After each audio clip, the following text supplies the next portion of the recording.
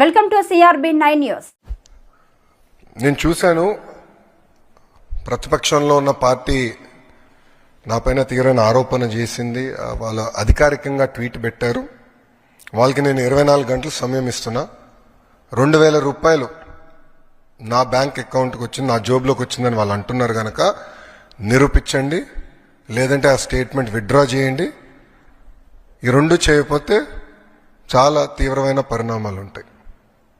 లీగల్గా నేను దీనిపైన ముందరికి వెళ్ళాలని నిర్ణయించుకుంటాం జరిగింది.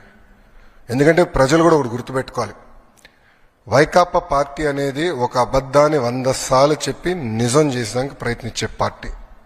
2019 ఎన్నికల్లో కరెక్ట్గా వాళ్ళ సొంత బాబాయిని వాళ్ళే చంపేసి ఏకంగా నింద మా నాయకుడు చంద్రబాబు నాయుడు గారి పైన ఆనాడు వేశారు. మేము ఆనాడు సమర్థవంతంగా తిప్పికొట్టలేకపోయాం కనుకనే ప్రజలు నమ్మారు.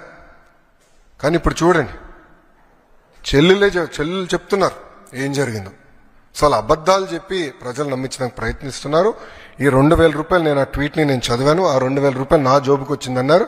వాళ్ళు నిరూపించాలి, లేదంటే ఆ స్టేట్మెంట్ వెనక్కి తీసుకోవాలి, లేదంటే to the fullest extent of the law I will take action against them.